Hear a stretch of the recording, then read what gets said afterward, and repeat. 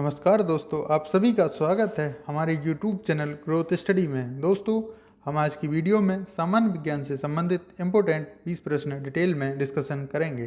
दोस्तों, यह वीडियो आप आने वाले सभी एग्जाम्स के लिए बहुत हेल्पफुल है। ये सभी क्वेश्चंस विभिन्न प्रतियोगी परीक्षाओं में पूछे जा चुके हैं तथा पूछे जा सकते हैं। तो उम्मीद है आपको ये वीडियो अच्छा लगेगा, और अगर आपको ये वीडियो अच्छा लगे तो लाइक, कमेंट एंड शेयर ज़रूर करें। दोस्तों, आइए देखते हैं पहला प्रश्न है, निम्न में से कौन सी एक बड़ी रक्त वाहिका है जो रक्त को हृदय से दूर ले जाती है। तो दोस्तों, आपको बताना है निम्न में से कौन सी एक बड़ी रक्त वाहिका है जो रक्त को हृदय से दूर ले जाती है। तो इस प्रश्न का सही उत्तर हो जाएगा ऑप्शन नंबर बी, यानी धमनी। धमनी एक बड़ी रक्त वाहिका है जो रक्त को हृदय से दूर ले जाती है। तो दोस्तों, आइए देखते हैं अगला प्रश्न। दोस्तों, हमारा दूसरा प्रश्न है, निम्नलिखित में से कौन विटामिन बी कॉम्प्लेक्स का सदस्य नहीं है। तो दोस्तों, आपको बताना है इनमें से कौन विटामिन बी कॉम्प्लेक्स का सदस्य नहीं है। तो दोस्तों, इस प्रश्न का सही उत्तर हो जाएगा ऑप्शन नंबर डी, यानी ascorbic acid. Ascorbic acid vitamin B complex का सदस्य नहीं है। दोस्तों, आइए बढ़ते हैं अगले प्रश्न की ओर। हमारा तीसरा प्रश्न है, कवक वे पौधे होते हैं जिनमें कमी होती है। दोस्तों, आपको बताना है कवक वे पौधे होते हैं जिनमें कमी होती है। तो दोस्तों, इस प्रश्न का सही उत्तर होगा ऑप्शन नंबर सी, यानी क्लोरोफिल। कवक वे पौधे होते हैं जिनमें क्लोरोफिल की कमी होती है। तो दोस्तों, आप इस प्रश्न को भी अच्छे से समझ गए होंगे। आइए देखते हैं अगला प्रश्न। दोस्तों, हमारा अगला प्रश्न है, क्या एक सरीसृप बनाता है। दोस्तों, आपको बताना है क्या एक सरीसृप बनाता है। तो दोस्तों, इस प्रश्न का सही उत्तर होगा ऑप्शन नंबर डी, यानी अंडा देकर एक सरीसृप को बनाता है। उम्मीद है आप इस प्रश्न को अच्छे से समझ गए होंगे। आइए बढ़ते हैं अगले प्रश्न की ओर। दोस्तों, हमारा पांचवा प्रश्न है, किस रक्त वाहिकाओं में सबसे छोटा व्यास होता है। तो आपको बताना है किन रक्त वाहिकाओं में सबसे छोटा व्यास होता है। तो दोस्तों, इस प्रश्न का सही उत्तर होगा ऑप्शन नंबर ए, केशिकाओं में। केशिकाओं में सबसे छोटा व्यास होता है। तो इस प्रश्न का सही हो जाएगा ऑप्शन नंबर ए, और उम्मीद है आप इस प्रश्न को अच्छे से समझ भी गए होंगे। तो आइए देखते हैं अगला प्रश्न। दोस्तों, आपके सामने अगला प्रश्न है, निम्नलिखित में से कौन वायु जनित रोग है। तो दोस्तों, ऑप्शन नंबर ए इस प्रश्न का सही उत्तर होगा खसरा। निम्नलिखित में से कौन वायु जनित रोग है, तो वो आपका हो जाएगा खसरा। उम्मीद है आप इस प्रश्न को अच्छे से समझ गए होंगे। आइए देखते हैं अगला प्रश्न। दोस्तों, हमारा सातवां प्रश्न है, जब भी हम किसी फूल के बीच में स्पर्श करते हैं तो उंगलियों पर एक पीली धूल दिखाई देती है। ये छोटे पीले दाने प्रकृति में सबसे कीमती पदार्थों में से एक हैं, क्योंकि इनमें पौधों के जीवन का रहस्य है। इस धूल को क्या कहा जाता है। दोस्तों, इस प्रश्न का सही उत्तर होगा ऑप्शन नंबर ए, यानी पराग। जब हम किसी फूल के बीच में स्पर्श करते हैं तो उंगलियों पर एक पीली धूल दिखाई देती है, जिसको हम पराग कहते हैं। उम्मीद है आप इस प्रश्न को अच्छे से समझ गए होंगे। आइए देखते हैं अगला प्रश्न।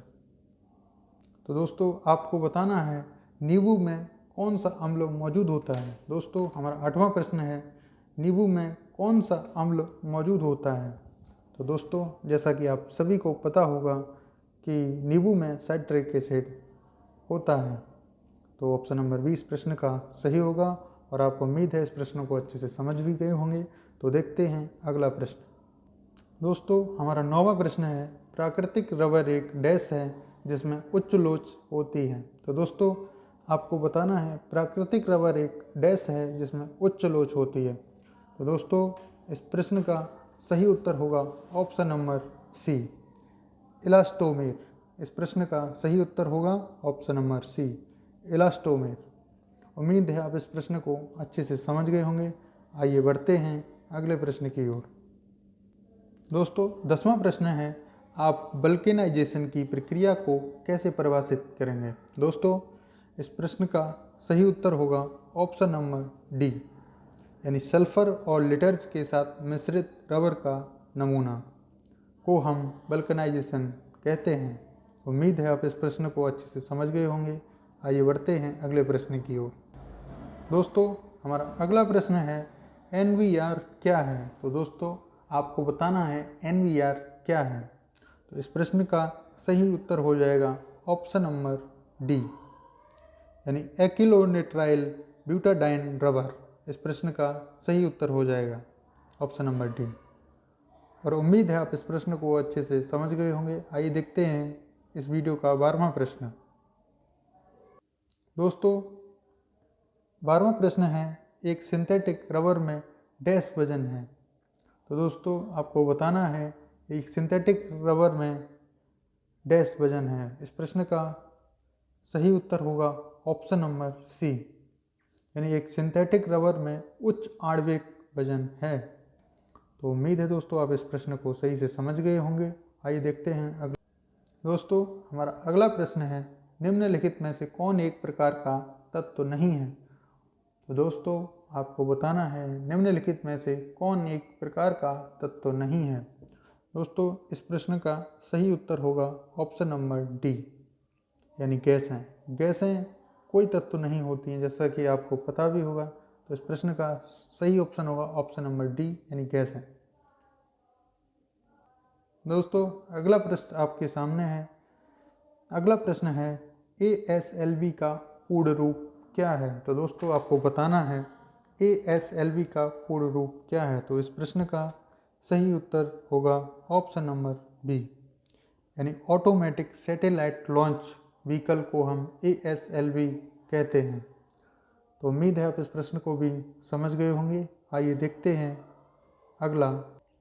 दोस्तों, हमारा अगला प्रश्न है भारत का पहला प्रायोगिक उपग्रह प्रक्षेपण यान कौन सा है? दोस्तों, आपको बताना है भारत का पहला प्रायोगिक उपग्रह प्रक्षेपण यान कौन सा है। दोस्तों, इस प्रश्न का सही उत्तर होगा ऑप्शन नंबर सी, यानी SLV-3। भारत का पहला प्रायोगिक उपग्रह प्रक्षेपण यान SLV-3 होगा। तो उम्मीद है आप इस प्रश्न को भी अच्छे से समझ गए होंगे। देखते हैं 16वां प्रश्न। दोस्तों, हमारा 16वां प्रश्न है GSLV ने अपने परिचालन में किस प्रकार का ईंधन उपयोग किया है? तो दोस्तों, आपको बताना है GSLV ने अपने परिचालन में किस प्रकार के ईंधन का उपयोग किया है। तो दोस्तों, इस प्रश्न का सही उत्तर होगा ऑप्शन नंबर बी, केवल तरल ईंधन। उम्मीद है आप इस प्रश्न को अच्छे से समझ गए होंगे। आइए बढ़ते हैं अगले प्रश्न की ओर। दोस्तों, हमारा 17वां प्रश्न है भारतीय अंतरिक्ष अनुसंधान संगठन यानी इसरो की स्थापना कब की गई थी? दोस्तों, आपको बताना है इंडियन स्पेस रिसर्च ऑर्गेनाइजेशन की स्थापना कब की गई थी। तो दोस्तों, इस प्रश्न का सही उत्तर होगा ऑप्शन नंबर बी, यानी 15 अगस्त 1969 को इसरो की स्थापना की गई थी। उम्मीद है आप इस प्रश्न को अच्छे से समझ गए होंगे। आइए देखते हैं अगला प्रश्न।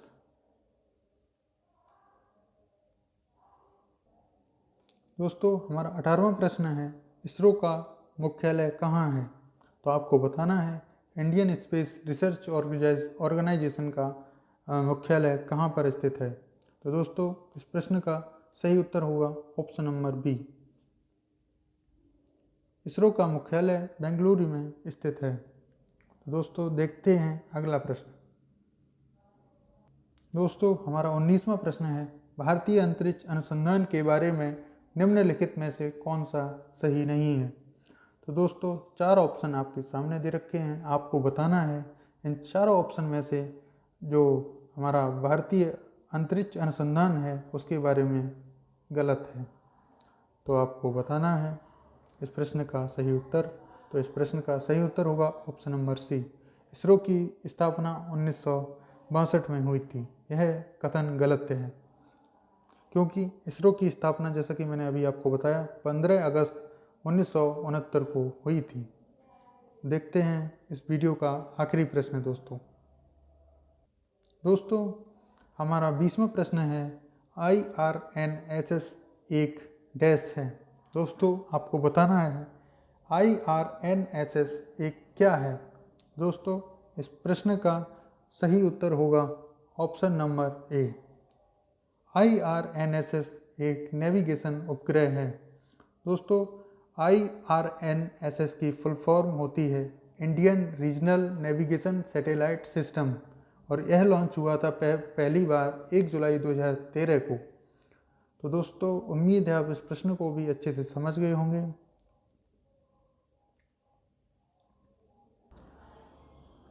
दोस्तों आई होप ये वीडियो आपको पसंद आया होगा।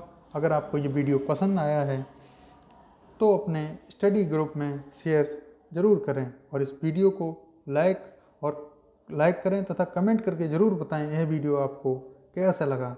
आइए मिलते हैं दोस्तों अगले वीडियो में। इस वीडियो को शेयर तथा लाइक ज़रूर करें। धन्यवाद।